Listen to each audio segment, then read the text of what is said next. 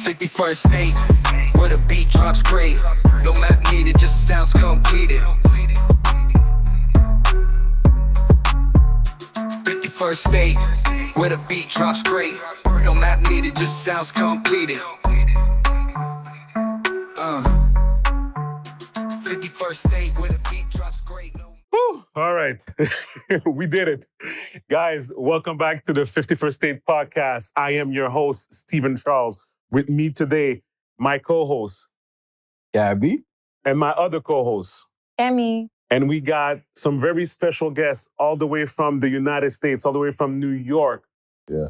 All the way from the Mecca, the Big Apple, whatever you want to call it. They don't need any introduction, but they need to be introduced regardless. Preach. They've done everything. I don't know why they're still working, honestly. I know they could retire, but I guess the calling is bigger than that. Preach. Yep.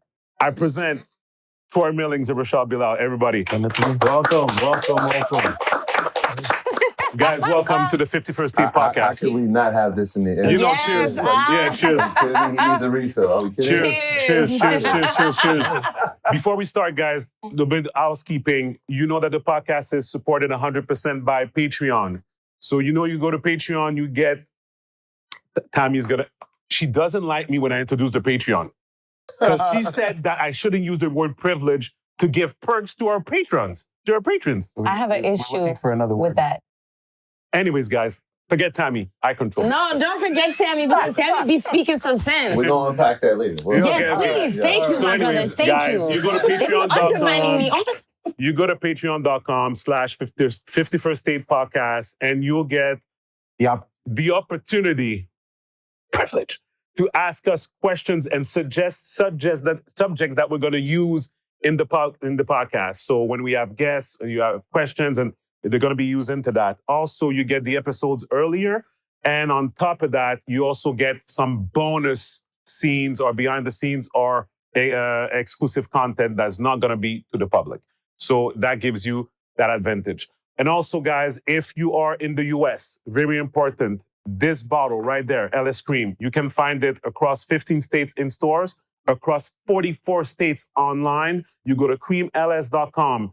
You go to shop and you select the state that you're in. It's going to give you all the options you want. So either if it's New York, Florida, Michigan, Georgia, California, Texas, you're going to see everything is there. You can find some LS Cream. So go pick up a bottle. And remember, the 5K challenge is back. I explained it last week, or maybe it was the week before. Anyways, you take a bottle of LS Cream, you put it in a picture, you make a cocktail, tag us, tag 3 of your friends, and you can get a chance to win $5,000. So yeah, so that's pretty good. So we did it last year. It worked super nice. So we're doing it again this year. So without further ado, guys, welcome to the 51st State Podcast. Thank you for having us. Thank you. Yeah. Guys, I want to start by saying, how are you dealing with the success? Because I feel that Earn Your Leisure, like, remember we went for breakfast this morning, I said, Earn Your Leisure at this point, it's a symbol. I compared it to Wakanda, Wakanda. How do you guys feel about it? I want to, like on the personal level, No, it feels good. It's humbling, to be able to have an impact for something that's positive. There's so much negativity online right now and so much toxic subject matter that, being able to just stay away from that and be able to provide value and still be able to have that level of reverence, I think is something that's very rare. So, it's humbling for sure. Yeah, I think that's the overwhelming feeling is this humility. I always talk about us being a vessel. So right. To be able to walk in your purpose with, the people that you grew up with and have a level of impact that you could have never imagined. And get up and do that every day is really, gratifying, it's rewarding. But it's a huge responsibility that we take very seriously and just grateful to be in a position to do it. Yeah. I'll let Gabby and Tammy pitch in, but I want to say this first. I don't know about you guys, but my DMs were flooded. Especially the man them right here. Because it started. Because I told them I told them it started when it got sold out. It got officially sold out. It was a few tickets left, right? It got officially sold out on Monday, if I'm correct. Last ticket got sold, right? And then people started like, hey, sold out, whatever. But when you guys made that announcement this morning, shit got crazy. People in the comments saying they didn't know. When we shared...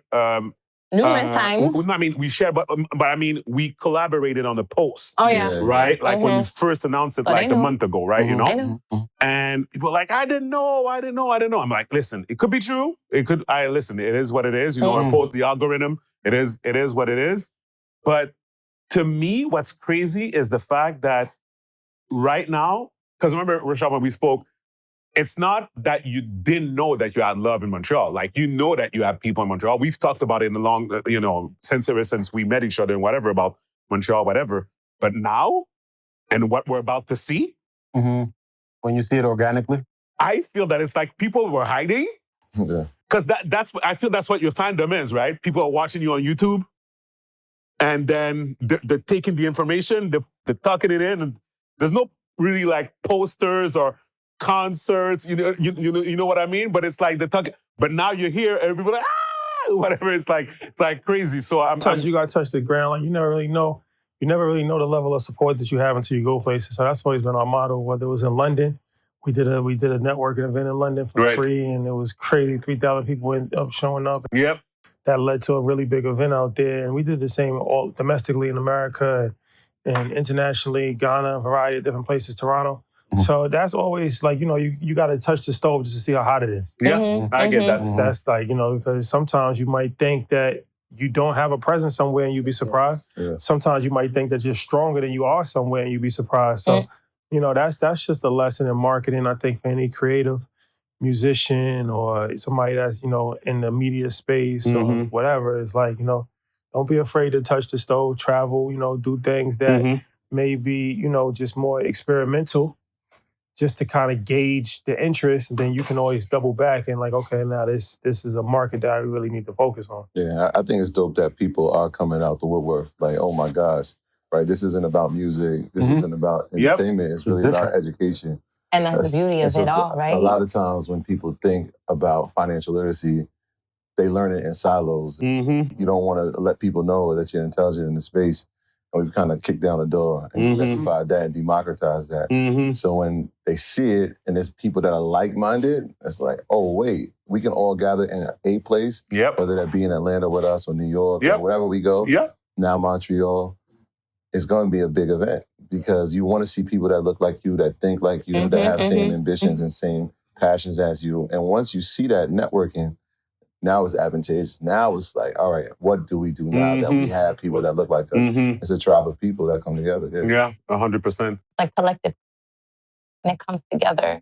And together we can elevate. And I think that's amazing. Iron sharpens iron. You know what I mean? It's a moment in time. It's a very unique moment. Exactly. Yeah. I feel like, and y'all are speaking life into people. And then, you wake up one person and that person wakes up one. And then that wakes 2 and then 4. And it just multiplies. And I think it's beautiful. Making that type of information accessible to the community in general, because it seems often enough like it's the subject matter that people keep in the hush. Like it's like a private club that knows how to make it a certain feel. You guys are making it accessible, open to all. Yeah, we got a large private club. Yeah. That's what I'm saying. So again, the feeling that I have at all the DMs that are entering the vibe. And I remember, and we were talking about how Montreal was separated in 2, right? Anglophones, Francophones, and whatever. And now I'm getting DMs from Francophones and getting DMs on the Anglophone side. So you see how it connects, because financial literacy is that thing for us right now that we're at that epicenter, People want to understand how to make money. They want to know what to do when they make money, and they want to make sure how to grow money. And so those are things that are going to unify everyone, right? Because we all going to have to pay bills at some point. We all got to live somewhere. For sure. We all got to, certain responsibilities we need to do to take care of our family, and they all require income. And so if there are people that are speaking that into you and how you can do it, then it becomes something that you have to spread, right? Like you get the information, you've benefited from it, they've watched you benefit from it. Now they want to know how you did it. That's how you grow community. And I find also it's how y'all present it as well, right? So it's like when you look like someone and you talk like someone and you're not pretentious, then that information is easily transferable, right? I thought my shirt was giving pretentious. No. Him that. There's only one person here like that, and it's him. What do you mean? Nah. I'm teasing. What do you mean? He's the one walking around with silk shirts. Ay, ay, ay. Silk uniforms. Listen, King, you looking fabulous, okay? Period. Rashad be walking around. I see Troy next to you. And then Rashad is like, I'm the prince of this shit. What you talking about? What you talking about? Let him live. Let him live. What you talking about? Listen, You didn't know? Does it feel good? It feels good on your skin?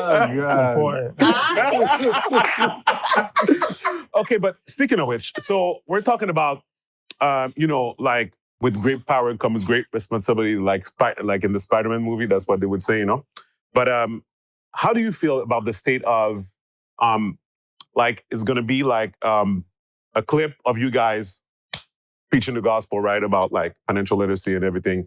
Then I'm scrolling up, and then it's Cardi B shaking Something. her assets to behind the barricade where children are net. Oh, and love to Cardi B, like respect the hustle 100,000%. But do you feel that's where we are? That's the litmus test of where we are. Like we're there, but we're still there at the same time. So we're always conflicting. Is that? Yeah, for sure. I mean, it's always going to be more energy that's attracted towards entertainment, towards things that's not necessarily productive as far as moving society forward. That's always the case. And unfortunately for us, at least in America, I can't speak for Canada, but, we over-index on that, purposely and, self-indulgence as well.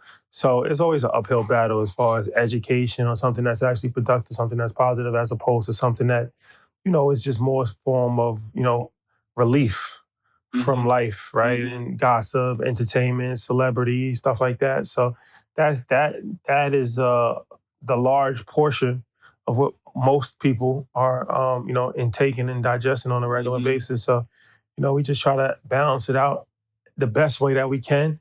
It's never really going to be even, but, if we could add some level of balance to it, then I think that's helpful. Okay, and I just thought about this right now, okay?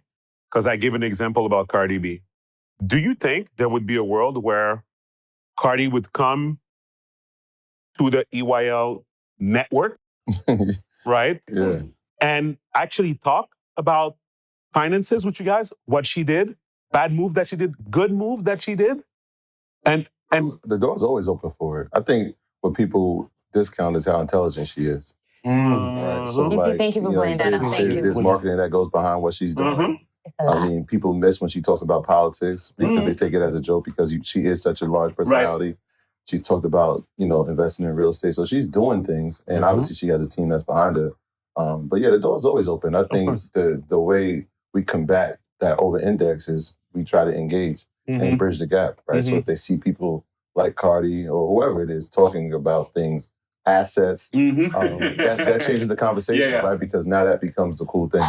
And so that was our thing. It was like relatability is the most important thing. People see themselves when they look at us, and people see themselves when they look at Cardi. And we, we're no different than where she's from, right? Like we both come from the Bronx and moved to a different part of New York, but we understand the struggles that she has. So we never look down on what she does because we know that there's people that look up to her. Yeah, and again, I think it was more, and I want to dive into this because I think it was more like, again, if ever Cardi would see this episode of the podcast, I don't want her to think that I'm diminishing her career or what she's accomplished or whatever, because I understand all of it, right? My take is sometimes I feel that at some point, I feel that sometimes we need to translate to the world how we are, because sometimes we do stuff as a Black community that only us, we understand. And I want to rewind to Kendrick Lamar Super Bowl performance, right? Which, again, in the messaging, I understood.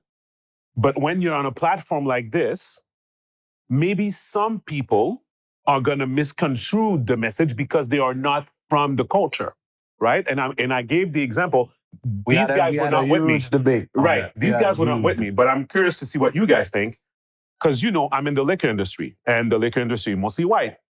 So after this performance, the Super Bowl, I went into some meetings with distributors, which are all white-owned, and this is another conversation that we could have at another time, where there's the disparaging in terms of the identity of the liquor business, whatever, representation. But some people were making jokes about the performance, and I could feel, again, that some of the decisions, in my case, it didn't happen, but I could feel that maybe it could be, oh yeah, these people again, or this is what they're perpetrating, this is what did it, because they didn't understand the message. So do you think we have a responsibility when we have these huge platforms, even for rap artists, R&B artists, whatever it is, to try and mitigate and get that bridge open and understand that other people are looking at us? I think it's a nuanced conversation. I think that you should never embarrass yourself or embarrass your community. But I also don't believe in code switching or making yourself lesser, trying to fit in to make other people that really oppressed you comfortable. So, because that's what she said. No, she's holding it in, not because we had a huge debate about this. So, And my heart. These people, they don't like you anyway. A lot of these people are not gonna like you anyway. Yeah. So no matter what you do, they're not gonna like you. So if you're not gonna like me, at least I'd rather stand on what I want to stand on, right, and gain the respect of myself and people that I respect, as opposed to trying to be somebody that I'm not. For sure. Trying to appease you and you don't respect me at the end of the day anyway. Yeah. So I think it's a balance. Like I said, I mean, you represent yourself, but you also represent a lot of other people when you have a platform and when you have, a voice. So that's important to be mindful of how you're representing yourself. But I definitely don't think that we should, walk on eggshells trying to make other people comfortable. Yeah, it's not our responsibility. Somebody told us to, go where you're celebrating, not where you tolerate. Yeah, I heard that a lot. And so that's one of those things, like, I could understand the conversations that you probably have had to take on after a performance like that, but the people who needed to get the messaging got it. Right. And we understood it very clearly. Yeah, 100%. Yeah. And we wanted to celebrate it. Yeah, for sure. Yeah, 100%. I think I wouldn't be surprised if Taylor Swift does the Super Bowl this year. That's fair to say. But because I think everything is going on. Because, everything that happened, they got complaints from at the FCC or stuff like that, of course, because, again, the messaging is not... The whole, Chelsea being the... No, of course. No. I'm just saying, even Charlemagne said that. I think he said it at one point. Correct me if I'm wrong, but I think he said, Oh, due for a change type of thing. Just like balance, and whatever, because he went hard. Like, But do you disagree with how hard he went? No, do you I don't feel that it was... disagree. I'm just saying... you do, yes. No, he does. That's the thing. This is why me and him, we be getting in on it. Because is it a Kendrick thing or is it a Rock Nation thing, right? There hasn't been enough. There's a little bit of Kendrick thing. You can be honest. There's a little bit of Kendrick thing. Be honest with the man. He was mostly concerned about how the masses would interpret the show. So here's how the masses interpreted it. It's the most viewed halftime show in the history of the Super Bowl. It is the most rewatched halftime Super Bowl performance in the history of the show. He's still winning awards. And the actual show not only had the highest rating, but it actually won Grammys for it, and it won Emmys for the halftime show. Yeah. So the people that saw it enjoyed it. If they liked it or not, 151 million people watched it. But then also, I think Kendrick is also somebody, you book him, you kind of know what to expect. It's not like you just booking Playboy Cardi or you booking Travis Scott, where they're gonna just perform. Yeah, that's just a performance. For sure. You know that there's a political aspect that comes with 100% since the beginning of his career. Yeah. So he's not going to have that moment. It's like Tupac. If you put Pac on that stage, he's not going to waste that moment and just say, "I'm gonna play it safe." Yeah. Steve Vince would have played it safe though. No, I would have risked it all. And this is And this is why we be getting in. I know, because that's me. That's my energy, right? If I have a moment, I'm gonna take it and I want to have an impact. And if I could wake someone up, if I could get a message across, I'm gonna do it. Him? So That's I him. think I wouldn't. That's It's just That's this I man. think in terms of the messaging, and again, I have a creative mind, a creative mind. Sorry. So even though I'm not an artist, I still believe that I've been in conversations where people have told me, "Oh, this is interesting how you think and whatever and stuff like that." I would have done things a little bit differently, but who am I? I'm not a Grammy winner.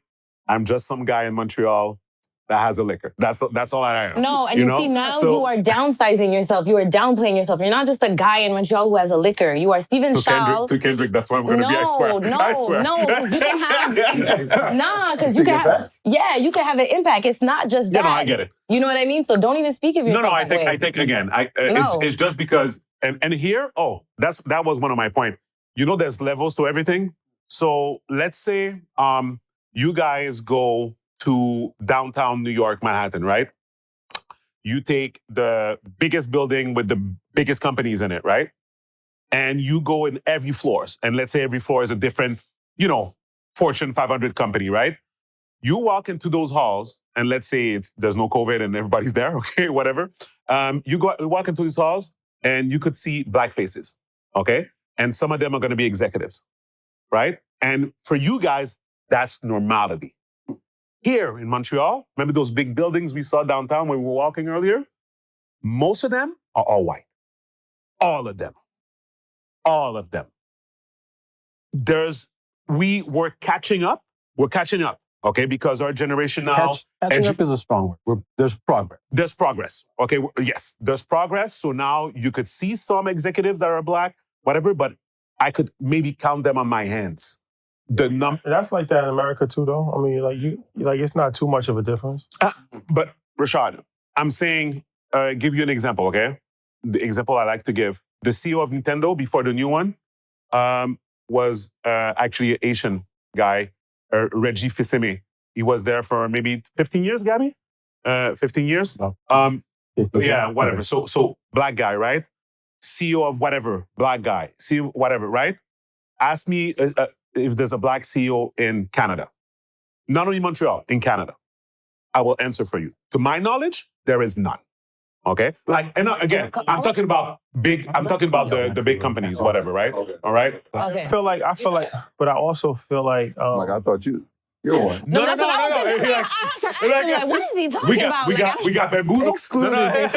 Okay, so No, I'm talking about like a CEO, on a certain scale. That's what you're trying to say. bank, Okay. like the Bank of Can we Montreal, get specific right? here, Like Fortune 100. yeah, exactly, but Canada, Yeah. right on the Canada side. That's what I mean. But that's what I mean. To his point, that's not too far from the United States. If you look at the Fortune 500, But you have some. handful, like literally hand. If you're talking statistically, it's the same. But again, even at the Senate, even at the House, even at and we could dive into this like in our side conversations, and we could look at whatever. But what I think is happening. So that's my point. Sometimes I quote unquote hear you guys. I'm gonna say complain, but I'm just my way of thinking. Like sometimes I'm talking about the black community in the U.S. We want progress in this. We want progress in this, and I'm over here, and I'm like, guys, if you saw what we're dealing with over there, because of LS, I've been around. I was about to say, Rashad was asking me, have you been to Vancouver? I've never been to Vancouver. You know where I've been? Texas. You know where I've been? Colorado. You know where I've been? California. You know where I've been? Louisiana. You know what? So I've seen stuff, right? And whatever. And I've seen how you guys operate. And trust me, you're way ahead in terms of representation in all spheres of things compared to here. So and that's the reason why I'm saying this, but I don't want to miss my point. I was just saying the people that saw the halftime show here, I'm going to call them Caucasians, they were basically laughing at us. Well, the thing about it is that Western nations don't want integration; they want assimilation. Yeah, that's true. It's a difference. That's true. So the more you're trying to integrate, you're going to be frustrated. Yep. They never wanted integration to begin with. Yep. So at a certain point, you can't fight a losing battle. I understand. You got to create your own ecosystem or go where you celebrate it or work on your own terms. But if you're trying to work on that situation as far as you're integrating and like you're not going, the best you can do is assimilate. And by assimilate, then you're going to do whatever they tell you to do. No, okay. I mean, that's a fair. I mean, it's a fair point. That's the reality. So No, again, yeah, I think 100%. to my point again, when I brought it to the pod back then, I really brought it because just got off meetings, seeing them laughed at us because they don't understand the message specifically here. And the news outlets here too, the way they were making fun of the whole show. Right. Yeah. It was pretty flaky. So what they on the say? radio. They said it was hoodlums. It was hood, you know. Yeah. But that's what Hood-like that's what he wanted though. That's what he embraced. Because he like, this is, That was part of the point. that was part of the whole thing of like, look, we bringing the hood to the Super Bowl and I'm gonna do it under my terms and I'm gonna do it. And like he had an album where he had people with gold teeth, no shirt on in front of the White House. To a butterfly. Like that's the symbol. That's what I'm saying. Like Kendrick, that's the imagery that he's always portrayed is like, look, I'm bringing it to your front door. And if you feel uncomfortable about it, then I'm not gonna hide it, act like it just doesn't exist. Like this is where I come from.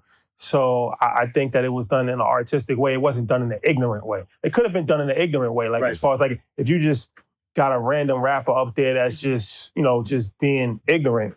We don't see that. That's different from somebody like Kendrick Lamar who's portraying it in an artistic format. Yeah. 100%. And there's intricacies that being from another country that y'all not gonna understand. Which is why it's fair. I understand why people wouldn't understand it.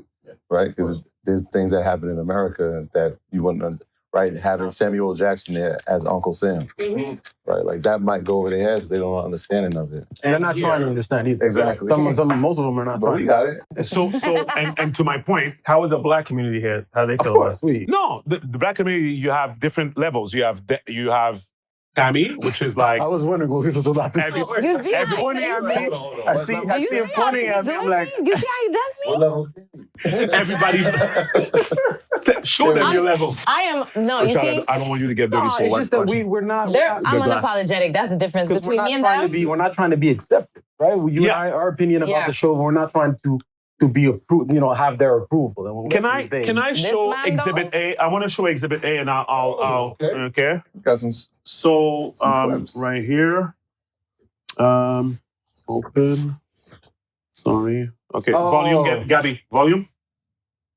Okay, but Wait. that, No. Exhibit. okay, because We're gonna dive into it, like that happened. and I'll explain afterwards. He wants Gabby, to argue. He wants to Gabby, argue. volume, Sound. please. Oh, On the remote. So this is something that happened this weekend in Montreal. 15-year-old kid got killed by the police. I'm gonna hit play. Okay. Want to hit play? No, wait. Like this. Got it? Wait. that loud? There it is. Wait. It's gonna be coming. There it is. Sharif Rezaï est le père de cet adolescent étendu sur le sol qui vient d'être atteint mortellement par au moins une balle tirée par un policier du service de police de l'agglomération de Longueuil. C'est lui qui a eu la lourde tâche d'identifier son enfant. On est à l'hôpital vers 10h, 10h30. On y voit juste son visage, même pas touché, même pas rien, de loin. Dimanche après-midi, vers 14h48, la police de Longueuil reçoit un appel au 911 pour un attroupement de personnes, possiblement armées. Dès l'arrivée des policiers, ce sont 18 jeunes qui ont grandi dans ce quartier de Saint-Hubert qui, selon le voisinage, sont mis en joue par des policiers derrière leurs portières. Toujours selon des témoins, Nouran Rezaï, 15 ans, aurait décidé de s'éloigner des policiers. Ils ont crié « Arrête-toi, arrête-toi ». Puis après, les 2 coups de feu sont partis assez vite. Là. Et j'étais dans mon sous-sol, puis j'ai comme entendu comme un pac-pac. On s'est précipité à l'étage, puis on a vu tout de suite par la fenêtre, il y avait un corps inanimé sur le terrain de mon voisin. Des manœuvres de réanimation ont été tentées, mais la mort de l'adolescent a été constatée à l'hôpital Charlemagne. Sa famille demande des réponses sur la prise de décision du policier qui a ouvert le feu. Le Bureau des enquêtes indépendantes a repris le dossier. C'est un jeune de 15 ans You get the point? qui aucune... This guy's nationality had nothing. Sorry, he was hanging out with the culture. That's what I want to come here. Do we know that for a fact, though? Yes. So basically, what happened is they were chilling in the neighborhood, not for the first time. They had bats They had supposedly ski mask, stuff like that. Kids being kids. It is what it is. Another interview of this, you saw his friend group, Latinos, Black, white, all of them, but all representing quote unquote hip hop by the way they dress, by the way they talk, by whatever. And police comes because somebody calls the police saying, I have hoodlums here in my street where they live. I think they're causing trouble and I think they're armed. Police come. They say, put your hands in the air. One of the kids tried to reach into his bag. Well, for whatever reason, he didn't step away from the group. Yes, tried to step. And then if he reached into his bag to show that he had it, but at which point he got shot and killed. Where I was going with was all down with the message, all down with everything, whatever. But at what point did this police officer might have watched the Super Bowl, and for him, there's no intervention being made with him, and how can I say, like, accelerate the process of all people that dress like this are hoodlums, all like whatever, like they're gonna shoot me, they're gonna do this, you understand what I mean? That's where I wanted to take this thing where I get the message. Of course, I respect the art and whatever, but yeah, go ahead, Tammy. So hold on a minute. If I understand your point, I don't want to assume, I'm just trying to understand. So you saying that all of this is because Kendrick Lamar did a show. I just want to be sure. No, did y'all understand the same thing? It's part of it. The responsibility of every artist, of every platform. Culture, okay, hold on. I got something to say. No, wait, hold on, pause, wait. Even before talking about hip hop, do we apply like the neighborhood, the rate of, the danger rate of that particular neighborhood? Is it known for, gun violence or anything like that? No. Is it an area where people will get shot and killed? Like, the first thing I noticed is the neighborhood. It's a nice neighborhood. It's one of the cleanest neighborhoods I've around. I mean, I think it's a nuanced conversation. Thank you. Okay, if we're honest about this, racism is something that didn't just start when hip hop started. So any group of people that think of somebody else as subhuman, that's what they think of them. And that's not really going to change. No matter what you do, they still going to look at you as a subhuman. So once again, that goes back to integration versus assimilation. And I think that all of these Western powers have done a very good job of convincing Black people that they have a morality over them, which is interesting because they've actually done the worst to them anyway. Mm-hmm. So you want to assimilate to a Western society because of a variety of different factors, but they've been your enemy from the beginning. So that an enemy doesn't turn into a friend. Yeah. Mm-hmm. They find reasons to validate the things that they do. But I also will say this. It is important to export positive imagery. Even for us in America, like, we're exporting a lot of negativity. So when you see people doing things and there's Bloods and Crips in London and people is drinking promethazine in the other side of the world, right? Like, that comes from hip hop culture. Mm-hmm. That comes from Black American culture. Mm-hmm. So that's not positive. We don't want to portray negative images that could potentially get you hurt. Mm-hmm. Wearing a ski mask is not an intelligent thing to do if you're not skiing. Yep. Right? So we do have to be mindful. We have to be mindful of the images that we're encouraging, for sure, because that's important. But we also have to understand that we're never going to be somebody's favorite traditionally we've always been the worst liked person to them. Mm-hmm. So we're trying our hardest to be a good person in hopes that one day we will get treated as an equal. Mm-hmm. And it's not going to happen. Yeah, it's not going to happen. Yeah. Ever. Yeah, I think if you're going to tie hip hop to it, you'd be remiss to look at the other side of it, right? Like, you have a young kid from Compton, right, who's on the biggest stage of the world, 100%. And he brought his friends with him. 100%. and he had Serena Williams with him. And these people made it out of those environments. So I agree with Shadi and some of the imagery, but this is bigger than a hip hop issue, right? This is a mindset issue. Yeah. Right? When you go from overseers to officers, and when you think about the implicit bias that a lot of people who are trained with a badge have, that's not surprising. Would the outcome be different if there were Caucasian kids? 100%. Perhaps. Yeah. You have black and brown kids. Not to say that the imagery and having ski masks, obviously it's 90 degrees, you got a ski mask on. I'm looking at you like, what you doing, right? But there is training and bias that has taken place, not just in Montreal, but across the entire world. The mentality that that person's a threat. I don't care how old they are. If they're black, they're brown, they're a threat. That's an issue, right? So bigger than hip hop, mindset and the people who have decisions and make life decisions, how are they being trained? How are they even having counsel to not look at us like that? But we can't control what we can't control. You can't control somebody's brain. No matter how much counseling, no matter how much training. If somebody is a devout racist or they just look at you as a subhuman, they're not going to change the way. But you can change the way that we treat each other. Right. Yeah. We can change the way that we're perceived. Like, you know what I mean? That's important. So I think we do have to have some level of accountability here, because even something as simple as dressing, like, they're not the most liked group as far as a lot of things that they do in different parts of the world. But the one thing, like, I will give, like, the Nation of Islam credit for in America is that they present themselves very well. Very well. Even here, they present themselves very well. That's important. So when you see somebody with a suit on and a bow tie and you don't feel threatened. Yeah. Who doesn't? Even a white person, they're not going to feel threatened. Right? And that's the whole reason behind it, right? Like, you're not going to feel threatened in the same manner. You might feel intellectually threatened, but you're not going to feel like you're going to have physical harm done on you, right? But also, the black person is not going to feel like that. Because keep in mind, like, we are our worst enemies a lot of times. Like, we see somebody and we automatically, like, tense up, cross the street, what's going on, is problems. Like, so presentation does matter.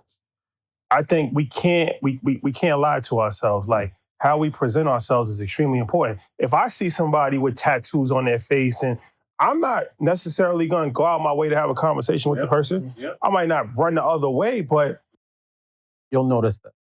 It's common sense.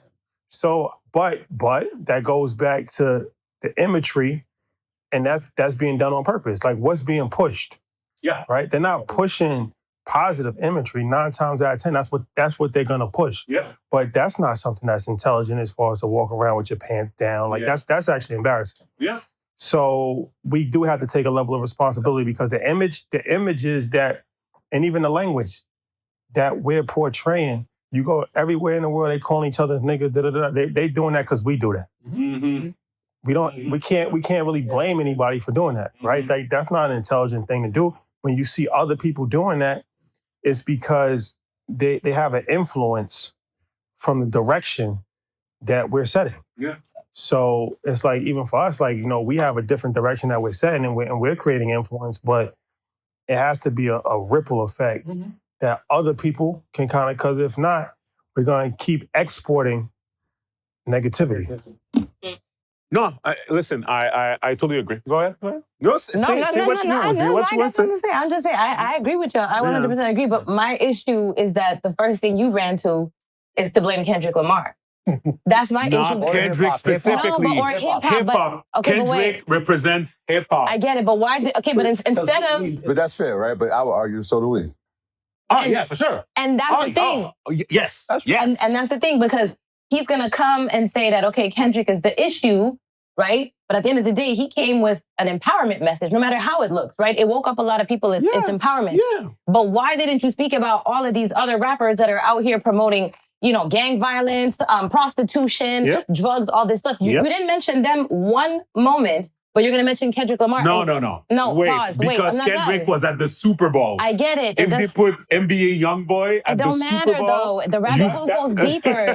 So, like, we know the difference, but to the average person that's not from the culture, there's no difference from Kodak and Kendrick Lamar. Because they're just looking at it from they're not understanding the lyrics And anyway. they're not trying to figure, they're not trying to see past They that. seen a young black man up there then they like, he is Kodak Black to them, right? We know that that's not the difference. We know that there's a difference, but we actually are entrenched in the culture. Like we listen to the music, we know the nuances, we know that. So they just looking at the broad range of it, and that's like art, right? Like if you don't really understand the art, you're just gonna look at it on a surface level, and it's the same thing. Yeah, it's up to perception and interpretation. 100%. Okay, another thing I wanted to have your opinion on: the Target boycott. So we decided to boycott Target. Here? Oh, Target's not even here anymore. Yeah. It used to be. It used to be. They tried, they failed. But it's another business case. It's another business case because basically what happened real quick, there's Walmart that came in first. Like it really, Walmart took a step, it became part of the community, right? Okay, so they did all the right things. They rebrand. There's a little, what's it called? What's it called? The flower on the feuille d'érable on the flag there. Whatever. The maple leaf. Yeah. They changed part of the logo. There's a maple leaf in the Walmart logo in Canada. They were like a part of it, right? It blew up like that. And then Target came, but Target offered the same thing as Walmart versus in the States. You go shopping at Target, the stuff at Target that you can't find at Walmart. And I don't know what it was, but they couldn't get those things, those clothes, those specific things. They couldn't get it over here. They do exclusive partnerships. Yeah. So basically, it was like you're going to Target, it's the same thing, and sometimes the price was higher. So anyways, it closed. For that. Our reason I'm talking is because obviously I operate in the States, and I know how it could hurt a business when a big partner like Target finally gets you in, regardless if it's because of DEI or whatever program that you're in. They get you in, you're on the shelf. That's the dream of every retail entrepreneur, right? To get on the shelf, to have access to people. And now we're targeting Target, even though officially, correct me if I'm wrong, they didn't change the policy. They just said because of the orange guy, hey, all right, we're not going to call it DEI. We're just going to support the people we support, But now we're not happy. Screw Target. And now all those black businesses, retail businesses are hurting. So now, what are we supposed to do? Don't you think it was a bad move? Think it's a good move? You think it's going to propel us further? What's your opinion on that? Well, any revolution has consequences. Yeah. You can't like anything. Yeah. Get away with whatever messaging that you put out there. There has to be some level of pain. Everybody got, is pain. You can't have a progress without pain. So it's unfortunate for businesses that want, and that's on shelves for sure. But Target's rich enough, sometimes in life you gotta make examples of people. Mm-hmm. I get it. They've done that to us many, many times. I mean, the same way you're thinking about Walmart, like you got to think about Target that same way inside of our communities. Like a lot of people, if you look at their revenue, right, and how much of it comes from our community, right, for them to pull back a DEI, which was something that, initiatives that they were talking about and funding that they were talking about to pull back on that, you're looking at a community that supports you, and the community's looking back like, how could you, right? And so, the best way to get a message, of course, is, hey, the way that people protest these days is going to be different, right? This is not definitely. Civil rights was a different type of protest. This is like, hey, let's stop the money. Yeah, let's segregate our dollar. Right? If we stop spending power now, will that hurt businesses that are on the shelves inside of Target? Yeah. Everybody said there's going to be some pain inside of every There's a reason for it. So then we got to make sure that we support them in a different way, right? Do they have their own website? Right? Can we go e-commerce with them? Right? We can still support them. We just don't support them through that retailer. But then also, it wasn't just because of the DEI pullback. Target promised billions of dollars after George Floyd got murdered. And they never delivered on that. Oh, that I didn't know. Yeah, and they're not the only ones. Oh, yeah, I heard about that, but I thought Target was on the up and up for that because they were so open about it. I thought they were not going to be on the up and up because you're going to be, people are going to look at for accountability for you because they were promoting it even in the stores, right? You know, so it's a dangerous mindset when if somebody's just consistently throwing you crumbs and you don't want to upset that person, that's kind of like a dog owner and his pet, right? Like that's not a healthy relationship to have with anybody, right? Like to be like, okay, like I don't want to upset this situation because I might not eat breakfast. That's dysfunctional. Mm-hmm. So it's like if we can't really have a real relationship, we don't need to have a relationship. Mm-hmm. Mm-hmm. Yeah, and I like it. yeah, and if you've seen their stock price since this boycott, it seems to be pretty effective. Mm-hmm. We'll see. They fired their CEO. Yeah. We'll see if the change. I think the new CEO is black. No. No. The CEO was actually the CFO during all of this. So we'll see if there's any change. Interesting. Yeah, because anyways, again, I understand. It's just, it feels, I'm just tired of us having to feel consequences. That's what it is. I get it, the revolution aspect of it. You can even say that to some point the tariffs are that too, you know, like, because at the end of the day, people voted, you know, and now there's a consequence, you know, like that's what you voted for. This is what it is, you know. And I was here praising Trump a few months ago. And you see, do y'all see what I gotta deal with? Do y'all hear? But I was not praising him I knew he was crazy. A lot of weirdness I knew it was sometimes. crazy. I knew it was crazy. I was just saying that it Save me. Y'all. I want to hear one. No. So basically, what I was saying is that there was some things that he was saying that was making sense. Like what? The thing I heard that was making sense was more on the sense of what was it called? There was you already taking too long. Wait, that's a damn lie. No, because it was a small thing, but I was saying that it was those small things. Oh, sorry. It had nothing to do with his policies. I was saying that he was going to win because it was transparent at the time, what you think was transparent, with the people, aka going to Joe Rogan podcast, for example, right? And I was saying that it was going to win him votes because people feel they could trust him because it was doing that. At that time, I called one of my friends in Miami, Asian guy, 43 years old, whatever. I called him and he had the power to vote. I don't have the power to vote. I'm not American. And he went on the phone, on the podcast saying, Trump is going to save us. He's going to be better for blacks. I don't care about Kamala, whatever. Even after the things, the Asians are eating the dogs, they're eating the cats. This guy's Asian. He was like, bro, you know Trump's crazy. Nobody believes that. It's whatever. It's water under the bridge. You know, it's just like whatever. And now look at us, right? And that, because when I called him to prove a point. I was saying, all these tactics that Trump is doing is going to get him elected because he's in front of the people talking to them. So, and I felt that Kamala didn't do enough. Didn't like her election. Yeah, and then when she goes in front, she goes on The View and says, oh yeah, I'm not going to do anything different than Biden, and people are hurting, you know? So I think it was not the best strategy, and that's basically what I said. It was not in terms of policy. It was more in terms of the fact that the way he ran, I'm like, yeah, that's how Kamala should run. And I felt that not going on Joe Rogan podcast was a big. But yeah, he could do things that nobody. If you're a white man, you have leverage that nobody else has. Mm-hmm. So she didn't have the same leverage that he had. 100%. Of course, she could have probably did a lot of things differently for sure, but he's provided a certain level of opportunity and privilege that nobody else can have. Yeah. So he can really do anything that he wants to do. And there's no consequences for it.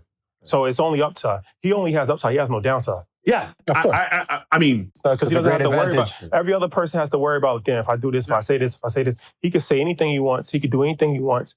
He can get charged with any crime. It doesn't matter. So he's proved it. That's Teflon Don. That's liberating. 34 counts, right? Yeah. Right. So I mean, Down the drain. it's crazy. I mean, this man said that he could shoot somebody in the middle of Times Square and still be the president. Yeah. And literally, people are like, oh, he's crazy. Yeah. But you gotta bypass it. But even for her, like, not to make any excuses for her, but I think she knew that the campaign. In fact, she just put out her book where she's admitting to that. Yeah. And there's nuances, right? She still was the vice president under an administration that wasn't hers. Yeah. Right? There's somebody at the top of that ticket. Yeah. And everybody that's under that ticket wants her job. Yeah. And so she had battles that she had to fight, and she was pretty candid. When we sat with her for dinner, she was candid about some of the things that she wanted to do and some of the battles that she couldn't tell the public that she was facing. So to see it play out the way it did is pretty crazy. But can we admit to a certain point that even if you want to believe a version of somebody's story, sometimes, like, you believe that person, you respect that person, but sometimes it's hard to believe them when they say, for example, oh yeah, we didn't see any cognitive decline from on Biden's behalf until the debate. Until the debate, like, you understand? His health? Yeah, his health. The cognitive decline. Sorry, he's still your boss. Was that? I said he's still your boss. Yeah. No, okay. But to my point, where right now with social media and everything, it's obvious. So a lot of people are like, why are you lying to me? And I'm going to make you president. And you have the other guy that seems to be not lying. Come on now. No, it seems. What he does is that he's not a traditional politician. Right. And that's why people like him. Yeah. Because politicians follow scripts. Yep. They get told what to do. Mm-hmm. They get told what to say. They're politically correct. You say things to one group of people, then turn around and say the exact opposite to another group of people. They walk on eggshells. They don't fully answer questions. You ask them a question, they answer it in a whole different answer that doesn't have nothing to do with the question that you asked them. Trump is the exact opposite of that. He says whatever he wants. He's random. He goes off the cuff. Mm-hmm. He's not scripted. Mm-hmm. Of course, he's still under pressure for certain things, but it's not like the same level. We've never seen anybody like him before. Mm-hmm. So that, to a lot of people, is refreshing. Because it's like, this is a real person. I feel like I at least can have a conversation with it. Like, if I'm talking to another politician, I was like, bro, I'm not even getting anywhere with you because you're just going to just spin in circles and regurgitate different things, talking points, and it's just like, it's not real. Mm-hmm. So that's what the Democrats' problem is that they're still trying to play by the same playbook. Mm-hmm. Be respectful and be bipartisan. Don't talk about this, and it's not working because they've completely blown up that playbook. It's changed. The game has changed. Trump is literally somebody that has really revolutionized politics globally because he has a global effect. So you start to see all of these movements, anti-immigration movements, all these far right-wing movements all over Australia, Brazil, Japan, Germany, all over the world. Like you seen even here. Yeah, of course. Yeah, they got me off the shelf because of your guy. Because of your guy. Come on now. They got me off the shelf in Canada because, anyways, that doesn't make any sense, but the people heard me complain enough. They'll support LS. Yeah. Exactly. In the States, Total Wines, Bevmo, California. Yeah, but 100%. I agree with that. Guys, we're going to have to wrap it up, but before we leave, I promised a few things. Like I said, when we were at breakfast this morning, aliens, yes or no? Aliens? Yeah, definitely. Oh, yeah, absolutely. We'd be foolish to believe that we're the only beings in the universe. Thank you. You think they came here? Yeah, why not? They might be here now. Tell me, nobody disagreed with it. No, he did. No, What do you he mean? doesn't. No. He believes in aliens. It's still No. You're saying because Tammy. Okay. Tammy believes. You know what? She's making it sound like we disagree. Tammy believes that GP's an alien. That's what she believes. What am I? She believes that that That JP's. she believes that aliens are walking amongst us. Let's Yeah. context. Okay. You are a flat earther. Not a flat earther. And only recently have we found out that now, instead of there being space, that we might be underwater. Don't be, listen. That No. we might be underwater. Listen, what I said, let me give some context. I said I'm intelligent enough to believe all theories, We're all right? awkward. Like, in psychology, there's a theory that we live in a simulation. This is a theory that we study when we're in university.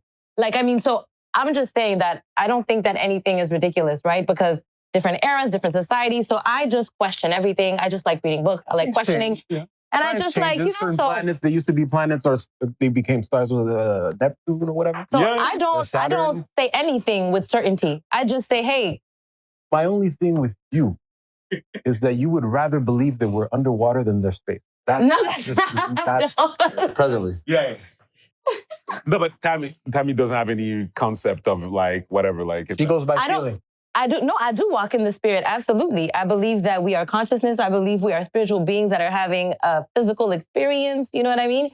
I'm not going to say absolutely, this is Earth and there's space and we went on the moon in 1965. No, I'm not doing none of that. Because at the end of the day, I didn't do it. All I could be sure about is me. Can you break down the water thing for me? I just want to. Yes. There's a theory that we are underwater, that space is not space. Antarctica, there's a whole other civilization past that. There's so many theories. Stop looking at me that way. I'm not looking at you. I'm with you. There's a lot of theories. So all I'm saying is that for me, I will never say I believe this for 100%. No, because I don't know. If I didn't, and even what we experience, it's our perception of what we're experiencing. It's not necessarily exactly that. Whereas my brothers here that I love and adore, they just love saying I'm crazy. And I'm like, no, I'm not crazy. I'm just intelligent enough to know that I'm different. That's your camera right there, Tammy. Yo, free Tammy, yo. They're gonna clown me forever with this. We don't have time to dive into this. But we get the point. Before we go, best album, best rap album, and best movie for both of you. Ever? Yeah. Favorite or best? No, favorite. Yeah. Like your top.